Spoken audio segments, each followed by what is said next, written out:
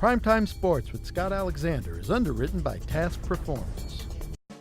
Crescent City Steakhouse, a true neighborhood restaurant operated by the Vojkovic family since 1934, is the oldest steakhouse in the city of New Orleans. Serving only hand-cut, prime-aged, corn-fed beef for over 80 years, Crescent City Steakhouse has become a dining destination for both die-hard locals and adventurous travelers who seek traditional, timeless New Orleans cuisine. Crescent City Steakhouse, 1001 North Broad, on the corner of St. Philip, in the heart of New Orleans.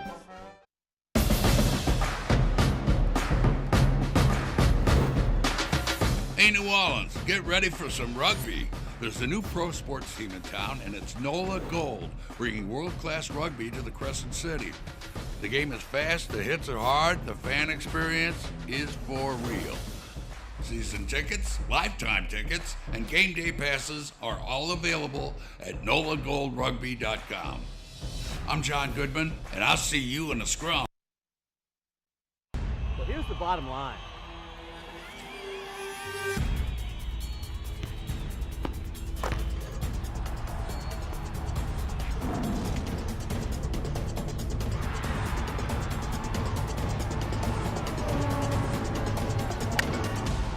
Funny that you say that.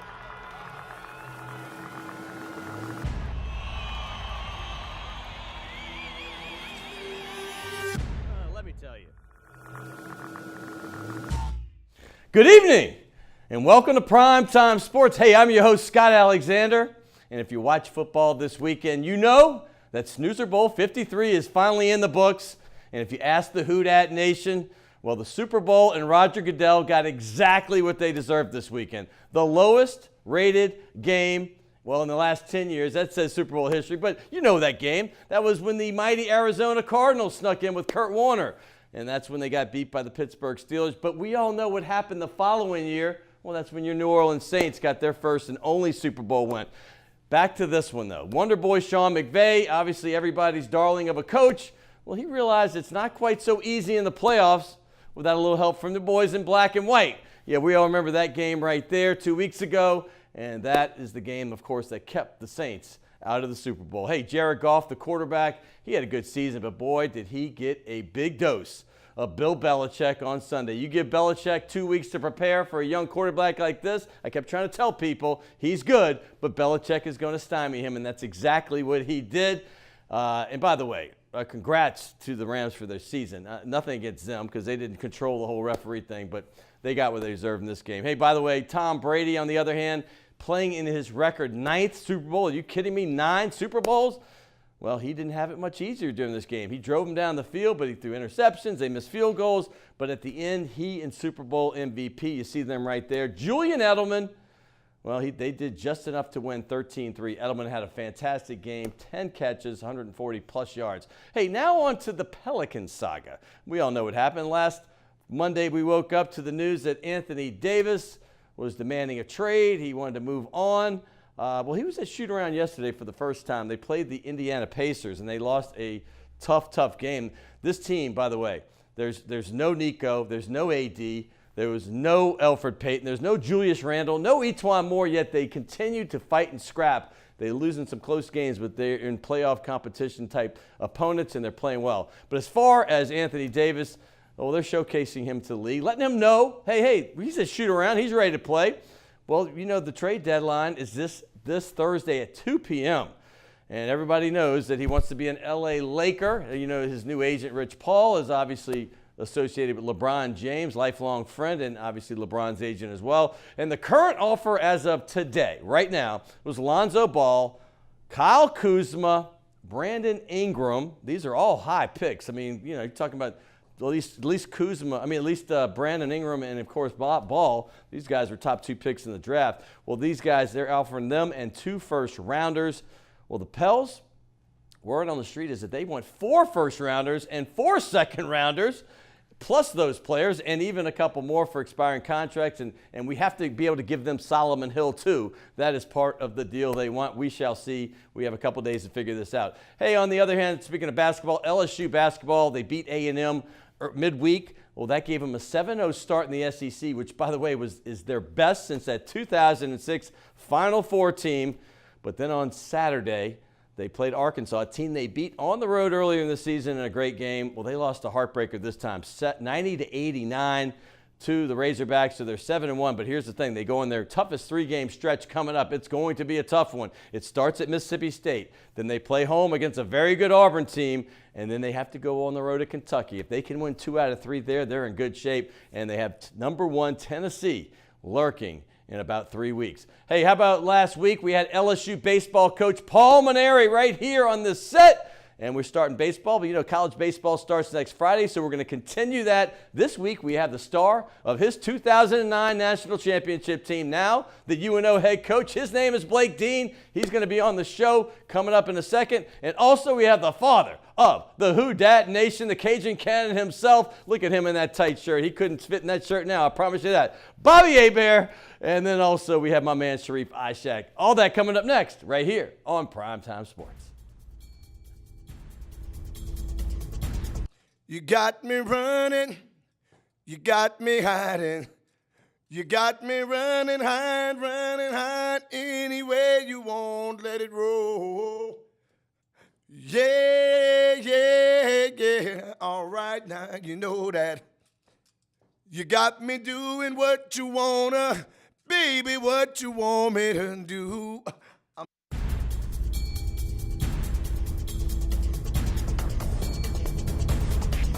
Welcome back to Primetime Sports. This month begins our 4th season of doing Primetime Sports. I can hardly believe it, but I remember way back on the 3rd show, we had my next guest. His name, well, he is the father of the Who Dat Nation, the founding father of the Who Dat Nation. He is the Cajun Cannon himself. He's Bobby Hebert. He was obviously a longtime New Orleans Saint when they first started getting good in the 80s, and then he went on to the Atlanta Falcons. We won't hold that against him, but he was a Pro Bowler quarterback. What's up, Scott? And one of the best winning percentages in NFL history. Yeah, people do not realize that. You just educated me. I didn't even realize that. You really do. You have one of the best winning percentages for quarterbacks in NFL history. Well, when you win double-digit seasons a handful of times, I guess the percentages are in your favor. And it was a shame. A couple of times we won 12 games, like 12-4. We're 12-3 the strike year, and we're the wild card team. Yeah, because you had the San Francisco 49ers. Who were like 14-2. This is not the kids that are watching. This is not these 49ers. These are your father's 49ers. Joe Montana, Jerry Rice, Roger Craig, those great teams. Yeah, that had to be difficult to deal with that, huh? Well, because when I look how I matched up, or how I should say the team matched up against the AFC, this is one of my claim to fames. Starting a game, being the quarterback, my record was 20-0 against the AFC. Wow. I had a time frame where I won 20 straight games against the AFC. The 21st game, we lost to the Buffalo Bills, who were going to the Super Bowl, then in the Superdome. See, the 2 pictures we just showed, let's go back to the other picture, because that one looks like, that's a good picture. It looks like it was taken maybe a couple weeks ago. Go to this one. And this looks like when you played back in 1987. Like old school. Yeah. By the way, you did lead the Saints to their first winning season. I want people to remember this because was that the 12-3 year? Yeah, that was a 12-3 year, 1987. You have to realize. But you have to give John Forquet a little credit because he got him started. He got one win. He got one? He got one win out of that. They were 1-2 in the strike games, and we ended up finishing 12-3. But if you look at that year in Saints history, like the great Archie Manning, the best they ever finished was 8-8. We won 9 games in a row that year. We beat the Pittsburgh Steelers in Pittsburgh. Coach Marr is crying in the postgame saying, no one can ever say the Saints never had a winning season. I remember it. I was crying too. I grew up with them, Bobby. I know you were in South Lafourche. I know your family followed them, but we lived next to the stadium. So I cried too. By the way, that 9-game winning streak was the longest in Saints history until the Super Bowl year when they won 13 in a row. And now this 10-game streak this year eclipsed it for the second longest. So it's still the 3rd longest streak in Saints history. You have a lot to be proud of. When you look back at your time as a Saints quarterback, what are your first thoughts? My first thoughts are, well, I'm going to come back home, playing in the USFL. The Michigan Panthers won the championship there, then the Oakland Invaders in California, and I thought I was going to the Seattle Seahawks. Did you? I never knew that. Yeah, then Governor Edwards got involved. Mr. Benson had just bought the team. We need some hometown flavor. I know that part. I could do a whole hour show just on that. But I knew if I came back to New Orleans, I'm going to be the hero, the GOAT. Oh, you can do a whole hour show. Hey, Blake and Sharief, we'll see you next week. We got an hour right here. But the whole thing was I knew if I play in Seattle, if I don't succeed, hey, I can leave Seattle. No Right, one nobody cares. knows. Yeah, right, Now, right. if I want to go back home, I have to have success in New Orleans. You do. Or they'll run me out of town. So I was glad we were able to have success. Kind of, Sean Payton has told me this. It's kind of like, and even Drew Brees, we kind of laid the groundwork, laid the ground to show that, give the fans hope that we can win. No, you gave them hope. That we can have gave winning hope. seasons. Just didn't win playoff games, which you won. And now it's the heyday of the Saints. We obviously know with Drew Brees and Sean Payton, the past dozen years, unbelievable. I want to take you back as a kid, growing up, in South Lafourche area, down in the Bayou, cut off Louisiana. And then you end up winning a state championship. That's a big deal, man. You guys won in 1977. You, Ed Ogeron, those guys on that team. But I'm going to take you even back to that era. Did you ever think that you were going to be on a football card? I mean, because as a kid, how cool is that? I mean, I collected cards. I don't know if you did, but that was the thing in the 70s, football cards. And then there you are. You're on a bunch of football cards. As a kid, tell me about that. They have even made an album, I think T-Bob and Bull might fight over it. They have 80-something different football cards. We got about 20 of them here. And I thought it was just, wow, I'm on a football card. Right. And then also to be on the cover of Sports Illustrated. Yeah, we got that too. In 1991. So no, it was something I never dreamed Right there. How about that? Yeah, that 1991, Saints Alive. That was at Atlanta. We had beat the Falcons. We had crushed them. And look what it says. Local boy Bobby Hebert leads unbeaten New Orleans to its best start ever. Give me some props for that. But you know the Super Bowl jinx? We played the Bears the next week. I got slammed on my should because then they would hit the quarterbacks and give you the business. Jinx, and I'm saying, what? It's real, isn't it? So then I came back and, that year we ended up, because that was the year before when I'd held out. No, we still ended up finishing 11-5. Yeah. And, it was a wild card. You had again. some good players on that team. Offensively, obviously, you had Eric Martin, Dalton Hilliard, and obviously the defense. A lot of LSU flavor. A lot of LSU, unlike now. Now we got Will Clapp finally. But but they, you had that great defense. I've had them all on the show, by the way. I've had Ricky. I've had Pat. I've had a lot of the guys. I've had most of your entire offensive line on this show. And Scott, I think I'm objective about this. Is that, when you talk about greatest of all time, and you look at pro football history, and I say 3-4 versus 4-3. 3-4, you have 4 linebackers, 4-3, you have 3 linebackers. The best 4-3 linebacker or defense ever was Buddy Ryan, the Bears. When they had Otis Wilson, Wilbur Marshall, Mike Singletary. Yeah. But 3-4, 3-4 Saints. If you got Pat Swilling, Ricky Jackson, Sam Mills, Von Johnson. No, we had the best core of linebackers in the 3-4 in NFL history. No doubt. I know people talk about the Giants that year they won, but they didn't have 4 of them. They didn't have. Well, they had Reasons was the weak link. Yeah. Although I shouldn't say that because he just he's in the Louisiana Sports Hall of Fame. And he's from Northwest Louisiana where I went to school. Yeah, so let's not dog him either. Hey, but by the way, T-Bob, I want to say this before I get into your other career with the other team. This your oldest son. Both you love all your children. They're great, but T-Bob's in the media here, so he's. He's in Baton Rouge now, but he's been in New Orleans at WWL. That must have been a thrill for you. And the reason we have an LSU ball on our set is because you don't dislike LSU because you played. No. You like LSU. Your father, your grandfather loved LSU. Your son played for LSU. Is why I brought the ball out. But talk about your relationship with him now that y'all are basically colleagues in the media. Yeah, well, he thinks I'm a little crazy at times, and but Bobby, that's why we love you, dude. Yeah, but the bottom line is we love you. The whole LSU tie. I mean, my dad graduated as a civil engineer in 1961. His claim to fame was he had ROTC class with Billy Cannon. Look at that shot with you and your son. Yeah. That's on senior day, right? Yeah, and there's Bo with his Tiger, right, who's now coaching basketball at UNO. But listen. T-Bob, like the bottom line, I don't have time to tell this quick story. Go ahead. When I look at T-Bob, and he was one of the top centers in the nation, played at great Atlanta Christian, and I remember the Auburn Tigers, Tuberville, who I was really good friends with, was the head coach then. Right. Then you had the Florida Gators, you had Clemson, you had Georgia right there in our backyard. So they all, want T-Bob to go there. And I told my dad, I said, look, I'm just going to support my son wherever he wants to go. Kind of like Peyton Manning with going to Tennessee, but Archie getting the support. So I told Archie got a lot of grief for that. Yeah, but I told my dad, I said, I don't know, wherever he wants to go to school, I'm going to support him.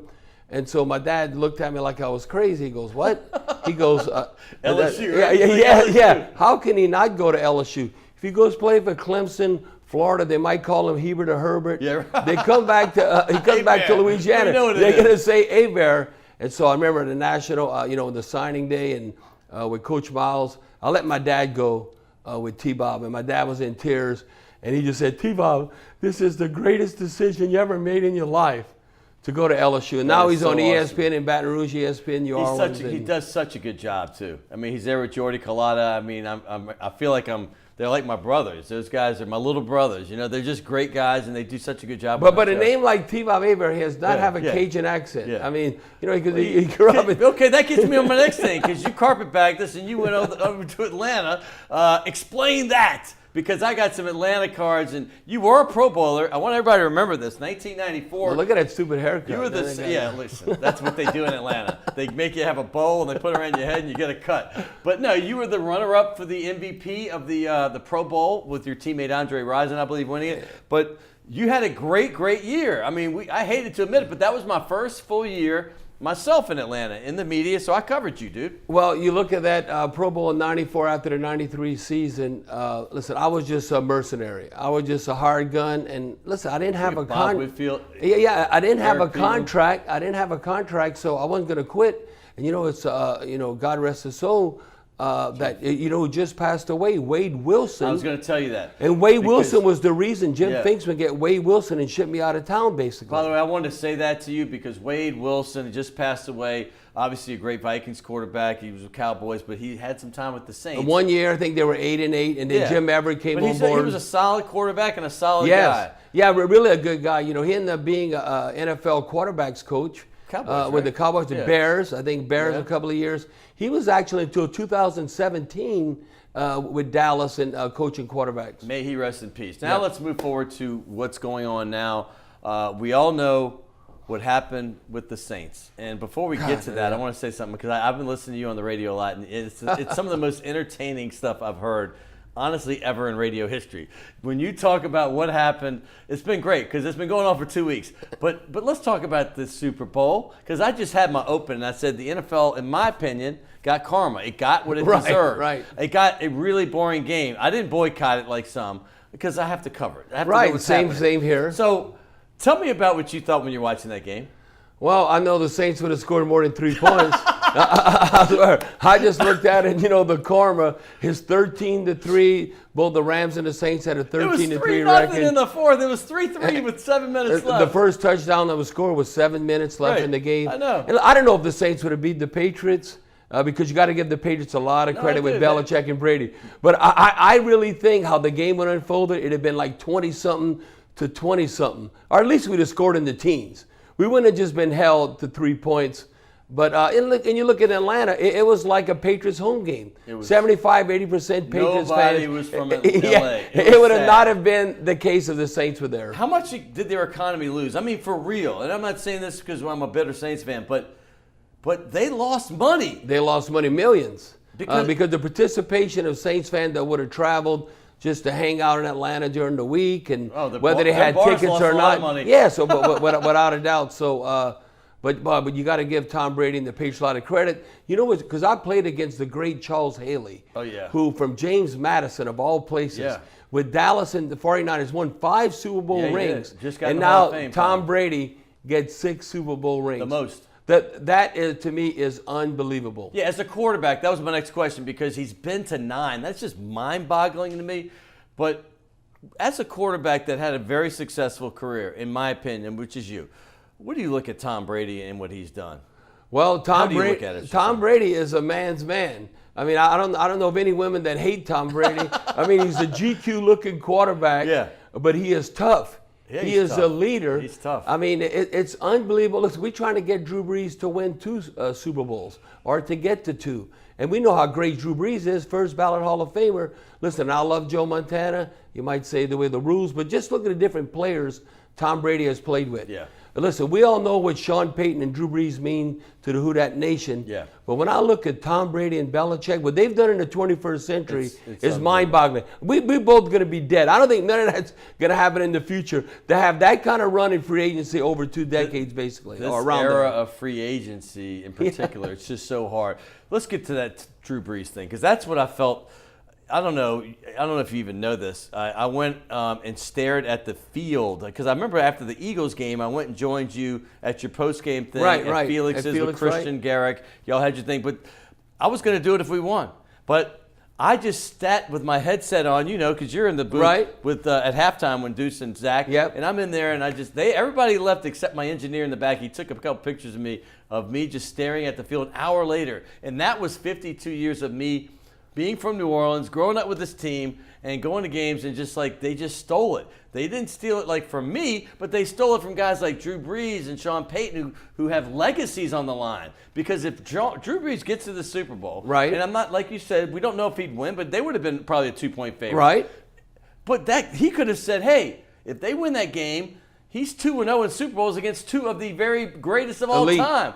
Brady, there's me staring at the field. That's an hour after the game, Bobby. There's nobody there but workers. Nobody's in the stands. But he could have won and beat Peyton Manning, and then he could have beaten Tom Brady. To me, that speaks volumes. That kind of speaks for itself. But to miss that call, I can understand a judgment call. I really don't think the competition committee can address the judgment call.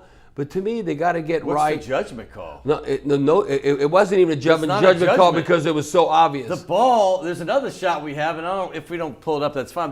There's a shot there. The ball is 5 feet in front of him before they even touch each other when he touches. That's the point I'm making. It's not a judgment call, but that's what they're going to say. The competition committee. Well, we don't know if we want to open Pandora's box with that, and I could see them. But the one thing is the helmet to helmet. Right. You got to get that right. Not later finding the player. But what actually happened during the game, so whether you add a different official in the booth, say, oh, you got to check this, it was helmet to helmet. Now, it has to be collectively bargained between the players and management in the NFL. You don't have that in college football because the players don't have no say-so. But in professional football, if the players are trying to do the right thing, and for player safety, the owners for player safety, you got to make the helmet-to-helmet call. Then what it would be, personal foul. So you get first down. So you understand what I'm saying? Yeah, that's what I think this the future. This is all boring stuff now. Let's just get off of this. Let's talk about what's fun. I think why the Who Dat Nation loves you so much, besides your success as quarterback. There you go. Founding father of the Who Dat Nation is because you're so passionate, dude. You are one of us. And that's the thing I get kind of people going, you talk about you're a fan. I said, I am. I grew up here. Too. I grew up here. I'm not in the hard-hitting part of the media. If you haven't noticed, this is an entertainment show. I don't have to sit here and say, oh, my God, I'll fake that I root for the Saints. Stop it. I'm from New Orleans. I like the Saints. I'm not going to cheer for them in a press box like my man Bobby, but I don't mind if you do. I look at that picture right there. That's going old school when Rex Ryan was still coaching with the Jets. And then you're kind of doing an FU on that one, Yeah. Well, because we beat Rex Ryan in his own game. That was the safety play. Yeah. And I was like, well, that's what Rex Ryan wanted to do to Drew Brees, but we did it to his team. And then to be able to do the Who Dat chant, I seen you had that up there. The Who Dat chant, man, that was a spiritual experience for me. Let me tell you, doing that Who Dat chant, I swear I was out there because I said I'll never get that feeling again, the roar of the crowd where you feel like a gladiator and just talk about goosebumps. In French, we say frissons. Yeah. Well, I had goosebumps, and I'm walking off, and I swear, I was ready to start crying. I got so emotional, choked up. And my daughter said, Dad, looks like you were I said, no, I wasn't upset. I was so ecstatic in the passion that the Saints fans have. I want to give your wife props because, she's put you in a good place, JoJo. Yep. She's a tremendous woman. Listen, bro, that's a home run right there. A home run. She tries to keep it on the straight and narrow, but I tell you what, behind every man there's a great woman, and that's definitely JoJo. She's been unbelievable. So it looks like that's Archie's woman in that picture. Yeah, all right. Hey, and also, I'd be remiss. You mentioned your son, Bo, and I see you at games. It's funny because I go to some UNO games. I go to all the games. I go to Tulane, go to LSU. But I saw your son, T-Bob, at the UNO basketball game. What are you doing here? He goes, oh, my brother's one of the grad citizens. I'm like, that's right. And then and he's cheering like he grew up as a UNO fan. He's like going nuts. And then you're doing the same thing. I saw you last week. Talk about him. Hollering defense and all. Yeah, You I love it. UNO, they're like 10-1 at home. They're so good at home. At home. And now they got a tough road game Wednesday night against Northwestern in Natchitoches. And the one game I was at, they played Northwestern, and they go, well, who are you going to cheer for? I have UNO Garb, because I know the SID, Doug Ireland, and I know all the Northwest people. I go, what? I got to go with blood. You got to go with blood. You got to go with blood. Exactly. That's it. Hey, the other thing is you got a couple grandkids. A couple of granddaughters. Cammie's got one. Are they out in California? Yeah, they're out in California. Her little girl is 9 years old. Magnolia Maggie. But you got one here, T-Bob's, and she came on the set a few months ago. Alice. And she is adorable. Look at that. What's it like being a grandfather? Well, to hell with the kids. Now, I'm kind of joking about that, but it's amazing how when you have grandkids, because that's part of you and just wanting to be involved in their life. I'm one of those grandparents that the parents have to tell me kind of to go away. Oh, yeah. This is not your kid. It's over. It's over. But I ended up babysitting Alice. Like T-Bob went skiing and snowboarding in Colorado. So I had Alice for 5 days. It was awesome. Make sure you tell Alice and her mother and T-Bob that they got a big part of this show. It's going to air. Hey, by the way, we give gifts here. We love you, Bobby. Awesome. We got this. That's two nice ones for Shays Delachais. I'm going to even throw a nice Acme in for you. Oh, awesome. And here is Task Performance. I got this great green color for you. Yes. You kind of like a marine to me. Yeah. Well, I just like different colors. Turn around. Look at this. How does that? I think this will look awesome. What's it feel like? It feels like silk. I feel like I want to roll around in this. I can sleep in this. And you know what that is? That's bamboo cotton fiber. And I got to introduce you to rugby because this is my new thing. Yes. I call rugby games, and this is our Major League Rugby team. They are, by the way, the only winning team right now in New Orleans, 2-0. Other than UNO, but they're doing great. They play the defending champions this Sunday. So, Scott, I got a question for you. How do you call a rugby? That has to be different. Yeah, it is, and it is. I'm learning. You learn? Okay. I'm learning on the job, which is not ideal, but it's been fun. And I love it. I truly love it. I mean, at first I'm like, I don't know this, but now, now that I'm getting in, the guys are just such great guys. And we love tackling. I think that's why it will be a big. It's like growing up and playing tackle. Yeah, in the because backyard, there's no pads, right? I love you, bro. All right, Scott. Bobby Hebert right here. You see his signatures. They're always real big. You can't miss Bobby Hebert, the Cajun Cannon. I love it. Who dat? Hey, speaking of who dat, we got a guy that's a transplant of a who dat, and his name is Blake Dean. That's right. He is a star of the 2009 LSU National Champion team. He's also the head coach of the UNO Privateers. He's next. And after that, I got my man, Sharief Ishaq, who's going to talk all about the Anthony Davis situation, what he thought about the Super Bowl, and whatever else comes to mind. All coming up right here on Primetime Sports.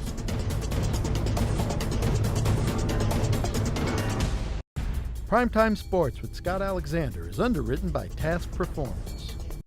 The owners of the Delachais Wine Bar on St. Charles Avenue have opened up their newest creation uptown on Maple Street called Chez Delachais, a new local wine bistro featuring a larger menu of small and large plates, a brighter atmosphere, and full table service. Additionally, patrons can enjoy a large patio out front as well as an extensive wine list offering selections from around the world.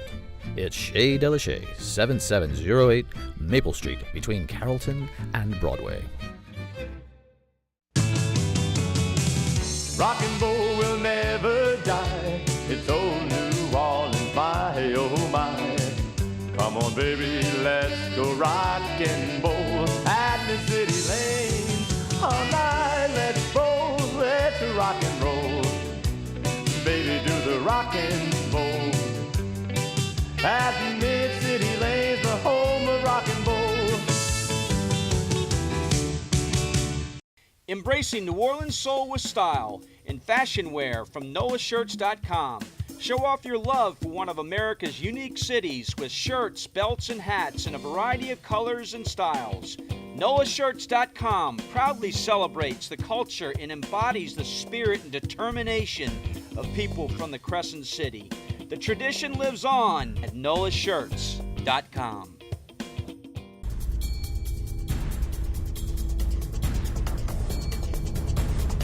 Hey, welcome back to Primetime Sports. I want to thank the father of the Who Dat Nation, the Cajun Cannon himself, Bobby Hebert. Coming up next after this segment, I've got my man Sharief Ishaq from Channel 6.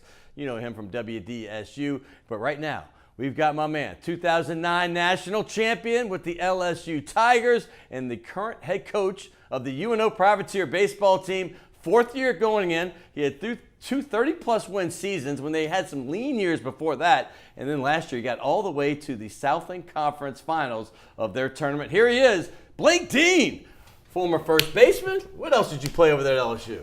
Left field, and then had a little bit of DH. So you're a little, what they call versatile. Somewhat. Somewhat. And you're a speedster on the base pass, right? Yeah, hit it far, run slow. Hit it far, run slow. Anyway, Blake, this is, I guess, your 3rd time on the show, maybe 4th even. You've been around a little bit. Quite a few times now. Let's talk about this UNO team. I mean, you had low expectations when you came in. You just started just on fire. You got 230-win seasons plus. Last year, you got all the way to the conference tournament, but I know you lost some players this year. What is expected from the team this season? I know the season starts like 10 days from now. Yeah, well, we lost some key components. Lost our Friday night guy.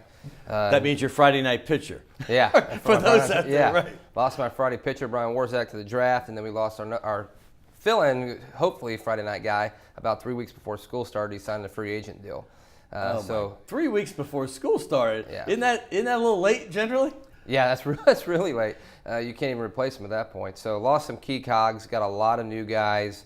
So hopefully, a lot of guys that got to step up and fill some voids. Hey, going into this season, though, I mean, listen, losing guys is one thing, but you always have to have the next guy step up. I know you have some returning starters, but who are the guys you think might be able to step up? I'm going to talk about guys maybe, I don't know if you have any transfers or just obviously guys that you recruited, but who are some of those that you're hoping to fill that void? In the middle of our lineup, we have a guy named Luther Woolard. Hopefully he can come in and step up and be a middle order guy for us. Got to drive runs in. That's a big thing. Vayon, we lost Vayon, lost Cable, some guys like that. Those guys could hit. They could rake. Yeah, they could really, really hit. So there's some big shoes to fill. We lost Owen McGee. So we need some guys with some production to drive some runs in, and I think Luther could be a guy for us. What's he do well? He actually hits for power. He hits for power. He could be a double guy. I could see him. He actually in the fall hit a home run against LSU, one of those scrimmages. So he's got some juice. Hopefully a guy can be an 8 to 10 home run guy for us. By the way, you beat LSU twice. I guess that was 2 years ago. And you played for Maneri. Obviously, Maneri's here last week. What's it like? What's your relationship like with him now? Because that's interesting. Because he's a competitive guy, and he loves you. I know that. And he played at both UNO and LSU, so he's got fondness for both schools. But what's that like, that relationship after you beat a guy like that that's expected to beat you? Well, I think, obviously I love him to death. But after, I think the first time he was a little caught off guard, and the second time I think he got a little upset. Yeah. But he knows. I know he's obviously a great coach, Hall of Fame coach, and I'm always going to try to heckle him a little bit every time we play him because, again, I know he wants to win, and it's always, whether it's said or not, there's a little bit on the line there. Well, the teams are, listen, Matt Reiser's beaten him. Obviously, Tulane has beaten them. LSU is a national program, top 5 it seems going in almost every year, number 1 this season. But the local teams have had some success lately against him. Yeah, I tell people these midweek games are tough. I tell people what separates teams like Southeastern and UNO from LSU is the depth. Our players 1 through 18 are really good, or pretty close in talent level as theirs are. But if my shortstop goes down, I don't have a guy that can fill in like his. That's the difference, right? Yeah, the depth and longevity is quite substantial. That's the big difference maker. And in general, baseball, I want you to say this because you're one of the coaches. I'm going to have 3 of them next week because the baseball season does start in 10 days from now. We already had Paul. We're going to have, obviously, the head coach of Tulane, Travis Jewett. We're going to have Matt Reiser over at Southeastern and Seth Thibodeau from Nichols. But the baseball in South Louisiana, when you add, UL Lafayette, they like to be called University of Louisiana now, and of course, McNeese. There's some great baseball all around, all the way down I-10. It is. It's difficult. That's why I tell people, looking at my schedule, I can't find a break in it. You know, you want to soften it up in places. You know, we even played Jackson State last year. They beat us twice. They beat you twice. Yeah, they Oh beat my Southeastern twice. So there's no give. I mean, not even in this state. You got South Alabama, Southern Miss. I mean, there's no breather. So it's good baseball for sure. I mean, honestly, so if you do get to 30 wins, that's actually a big accomplishment. Yeah, 30 wins I think is kind of the benchmark now for a successful season. I mean, because that means you've had a winning season.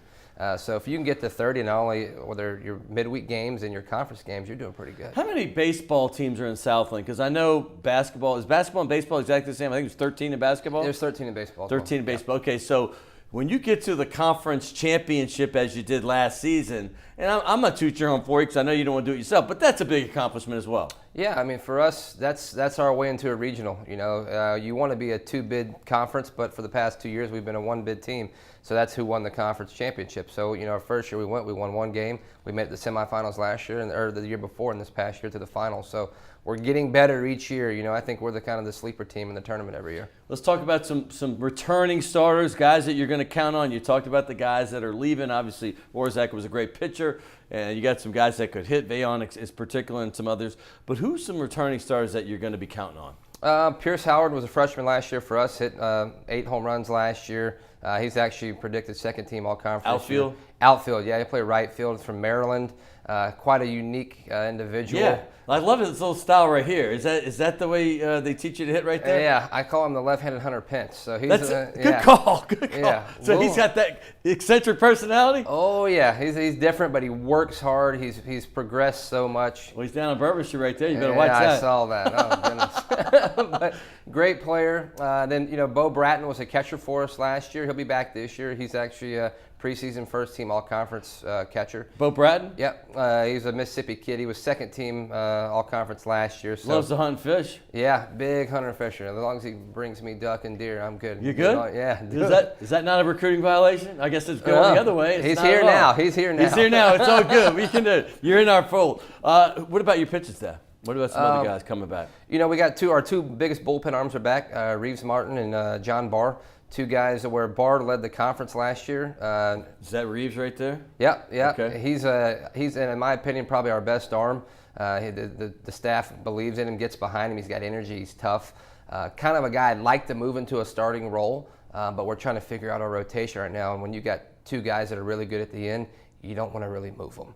No, you don't. No. Yeah, I said it's not how you start, it's how you finish. So that's what I tell those guys. It doesn't matter if you go 6 innings, it's who can pitch the last 3. So I got 2 good guys at the end that can fill it up. Yeah, John Barr's the other one. I mean, you were just talking about him. There he is right there, correct? Yep, he's a real deal. Like I said, he led our conference in ERA last year. I think he had under a 1 ERA in conference, so really good. Hey, as a batter for you, I'm just curious, what was your toughest kind of pitcher to hit? Like between left, right, junk ball, good curve, or high heat, what was the toughest thing? I couldn't hit the junk ball guys. Yeah. I mean, it's easy to hit velocity. It's straight. They're going to challenge you.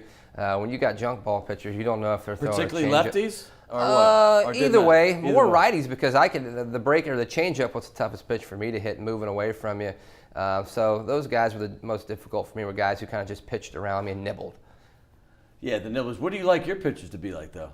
I like them to go after guys. We're fastball heavy. Our staff last year set the school record for strikeouts. We punched out 580 people. Did you really? Oh my did. goodness! So I know that stat. I feel bad. Yeah, kudos to our pitching coach. But we attack guys. We go after them. We try to look for early contact. Hey, talk about the schedule this season. You say there's no breaks. I mean, who are some of the big opponents you have that are out of conference? We opened up on Michigan State here. You know, opening weekend they're coming in. Then we have a tournament. Rutgers, Butler, Chicago State's coming in. Then Yale. So that's the first weekend? Wait. Yeah, Michigan State's opening weekend. Okay, but that's a series. Correct, that's a series. And then you have like a little tournament thing? A little tournament we got going on. When is that one? So you got Butler, Chicago State, and Rutgers are coming here. Second weekend. By the way, there's a look at the stadium, and this is a thing about UNO. They have some of the best facilities. I mean, like the UNO Lakefront Arena. And we know that the baseball field is not LSU's, but Sure. Nobody's is. But for the size of UNO, that is a really good stadium you play in. It is. I mean, our field, you can see a picture of it, our field is unbelievable. Our turf, we're one of the only natural surfaces left. Everyone's going to turf just from maintenance standpoint, but I love the natural grass. I do too, man. Listen, no offense to Tulane because they're doing what they do, but it's so weird for me to see turf's one thing, but then you have to. There's no dirt, right? It's different. Is that kind of not real baseball to me? I mean, I played growing up my whole life. I mean, through high school and stuff. So what do you think about that? I mean, it's different. For me, having natural grass is almost a home field advantage now. On turf, it's like fielding a ground ball on carpet. There's no bad hops. There's no surprises. No doubt, right? So, it has its advantages and it has its disadvantages. So we just got to hopefully use it an advantage for ourselves. You're from the Panhandle, right? Yep. You're a Panhandle guy, but you've been obviously down here a while. What's your favorite thing about New Orleans? I just like the food, to be honest with you. I'm a big foodie. I love cooking. I love trying new food. So I like venturing out, trying new places. And what about the Saints? What's your take on what happened to them? I think your audience, so you might want to just think about that. I'm with you. I thought it was terrible. I mean, to see how much work those guys put in and how hard Breeze works at the age he is and what he does, I thought they kind of got shafted a little bit. I think everyone knows they got shafted, but the reality is that's sports. That's errors. That's what makes sports what it is. Tough break, but next year. Don't you have a first baseman that's come back also this season? Yeah, Colin Morrill. He's back for us this year. He hit right around 300 last year. He's a Florida guy, JUCO transfer. Actually tore his ACL and broke his hand at the end of the conference tournament. So he missed the last 20 games. Scott Crabtree fielding for us, did a great job. So hopefully he's back, will contribute for us as well. And then we have Darren Willis back as well, our shortstop. Yeah, Darren Willis from Rummel, correct? Correct, yep. Yeah. Rummel guy going into his junior year. He's a gamer, man. He is. Small guy, He's a gamer. Undersized, but plays the game quick, plays the game tough, and has done a great job for us. No, he's one of the dudes I've noticed. I went to about 6 of your games last season, and he stands out to me. Like, you see him, he doesn't look big, but he seems to get the job done all the time. Steven Swift's another guy you're going to be counting on this season? Yeah, so 2 freshmen. We've had Brian Warzak and Sean Simple were our 2 guys from the Northeast that they were good too. Yeah, 6th rounder and 11th rounder. So, Swift is a freshman from Texas. Hopefully he's the next Sean Simple. And then we had a kid named Brandon Mitchell as well. He's a lefty from Texas. So plays pitching for the Orioles right there. Yeah, so hopefully those guys are our 1-2 combo for the next 3 years. Hey, by the way, my next guest is Sharief Ishaq. I think you might know who he is. I think y'all were roommates briefly. Do you have any secrets about Sharief? No secrets. No secrets at all? No secrets, no. Nothing you can let out the bag? No, I can't throw him under the bus. What was the best thing about living with Sharief, besides the fat crib that y'all lived in? Didn't y'all have this beautiful house? Yeah, had a nice house, had a pool. It was nice. I'll give him kudos to this. He's a clean freak. He's a neat freak. So never stuff laying around. Even if I left something out, he was in there doing the dishes. He's going to pick it up for you. Yeah, he was doing the dishes. I'd leave some stuff in there. Dude, sometimes. that's a good trait to have for your roommate. No doubt. That is nice. Hey, by the way, I appreciate you so much. We give gifts here. And because, you know what, I like you so much, I might even give you 2 of these. How about that? Shays de la Shays right there on Maple between Carrollton and Broadway. And I cannot believe, and I know you have a contract with another company. I won't name them, but feel this. You know, you can't wear probably this out in public because of your contract with the other company, but you can wear it around the house. Yeah, no doubt. You can wear That's it awesome. Thank you. I appreciate that is called Task Performance. Awesome. And if you're going to live in New Orleans, you might want to bid with a New Orleans company. Task Performance. And how about this? The rugby team, I'm going to give you a schedule to put on your refrigerator because they're 2-0. They're number 1 in the Major League Rugby. That's the MLR. And you see them right there. They got another big win against a team last week that was 7-1. And they lost in the championship game. They beat them handily. And they're the highest scoring team in MLR. Here's your schedule. And they play this week, by the way, Sunday, 3 o'clock. At Gold Stadium. I'd love to see you there. Maybe we can hook you up with a ticket. Who knows? You got it, man. Blake Dean is best. Go out and check out UNO baseball. Like I said, we had Maneri last week. Next week, we're going to have Tulane head coach, Southeastern head coach, Nichols head coach. It is baseball season for the colleges. You know the Major League start a little bit later. Hey, coming up next, we've already had the father of the Who Dat Nation, Bobby Hebert, but now we've got Sharief Ishaq. He's going to talk about all the sports right here on Primetime Sports.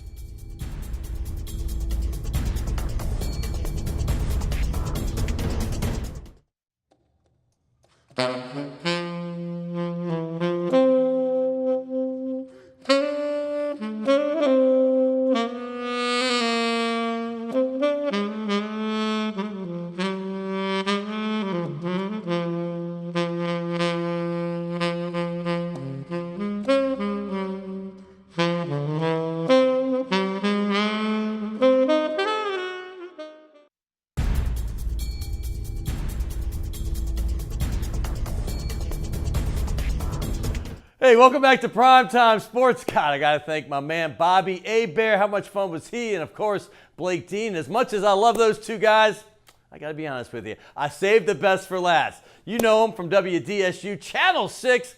He's been doing that for about a half dozen years with Fletcher Mackel. His name is Sharief Ishaq. He's a local product, come home LSU guy as well. That's why we got the LSU ball right here for him. Boom. Boom. And we got some Saints ball. Hey, how you been, man? Good. Yeah? How you been? I've been fantastic. Yeah. I've been fantastic. I'm knee deep in rugby right now. This is usually my time off because my college football season's nuts. And then now I usually take time off, but now I'm working hard again. First time in an office in 12 years. But enough of me. It's about you. Talk to me about Fletcher. How's it going with you two? Well, we're knee deep in, Fletcher's favorite category, the Pelicans and Anthony Davis, and we're knee deep in the Saints until that unfortunately came to an end. No call. But yeah, it's a lot of Anthony Davis right now until Thursday's trade deadline. Well, this is the first Monday in 3 weeks that we didn't wake up wanting to put a bullet in our head. First, it was the Saints waking up after the obvious no call. Everybody was in a zombie-like state. And then last week at 8 o'clock in the morning, we got news from the agent of Anthony Davis, Rich Paul, that Anthony Davis no longer wants to play here. Time to trade him, move on. Let's start there. Right. What was your immediate thought when that happened? I thought that maybe it could have, waited, and I don't know, the details inside of the organization and with Clutch Sports and what's going on, but it's messy. It's really messy from both ends of the spectrum, to be honest with you. I thought maybe, he was going to leave, all right? Let's be honest. We know he's going to leave. We knew he was going to leave regardless. I was an agent for a long time. Yeah. I knew he was going to leave. So I just thought it kind of got a little messy, in my opinion, and what Fletcher wrote in an article last week on, you can see on WDSU.com, is that Clutch Sports has put him in a bad spot. They need to apologize to Anthony Davis. Yeah. LeBron needs to apologize to Anthony Davis because it feels like they're using him and then making a good guy look pretty bad right now. And that press conference he held really was worthless, man, because that just made it look even worse and sound worse. And this is just a bad situation. I understand because I can almost picture what they told him. Let me say this. They said, when the whole thing about it's my time. It's my time. I get it. And I can see them saying, hey, I got to do a press conference. And he's probably calling LeBron, probably calling Rich. And what should I say? Hey, man, be honest with him. Tell him it's your time. It sounds good to say that until you have to be the one to say it in front of a bunch of media people. It wasn't a good look. It 100% hasn't been a great look. And he's given the organization 7 years, and we understand the goods and bad behind what's happened in the 7 years. It's just, I thought this would have waited until the summer. I really didn't think it was going to get ugly this quick, but Clutch Sports and LeBron, they're going to do what they can do to get him to L.A., and I'm going to give you a scenario because I think I understand why they did, and I thought this the moment it happened. It didn't shock me that the comment came out. It wasn't like, oh, my God, I woke up to it and I'm shocked. I wasn't. And I think take us back to when the Pels, they had a few wins in a row. Then they went on that road five-game thing, and they won the last one against Memphis. But I kept saying, you want to get 3 on that trip because it was a hard trip other than the Memphis game. But 2's more likely what they're going to get, and they got that. Then they come back, and they got some winnable games. You had the Pistons at home, the Spurs at home. You had the OKC on the road, tougher but still winnable. But the fact is that you had to do 3 big men out. And you were 22 and 25 on the precipice right there. You thought maybe I could win 2 of those 3s pretty easily, maybe even 3. And just say they did, they'd be 25 and 25. But without Nico, without Julius, and certainly without AD, the chances were not good. But they still fought in all 3 games and almost won. But the fact is, then you wake up on Monday morning, you're 22 and 28. You're out. Let's be honest. You're out of the playoffs at that point. 25 and 25, there's still hope. So I'm thinking they just said, hey, man, it's the beginning of a work week. They're out. This might be the time to do it. And I firmly believe if they were still in the playoff picture, this conversation wouldn't have happened.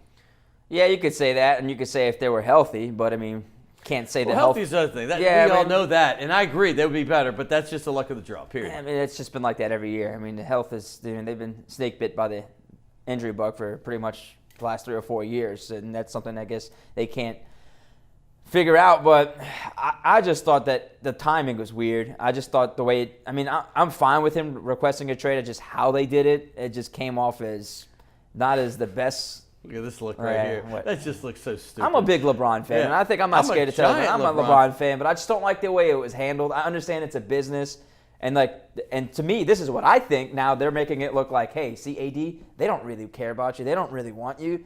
This is why you want to get out of here. My kids think LeBron's like part of the family. He stayed at our house overnight when he was a junior in high school. And I was the first national interview he did. I'm a hugest LeBron fan in this town, other than you maybe. But the fact is it just doesn't look good because the agent is LeBron's best friend from growing up. These agents. He just got Anthony. It just looks orchestrated to everybody else. Yeah.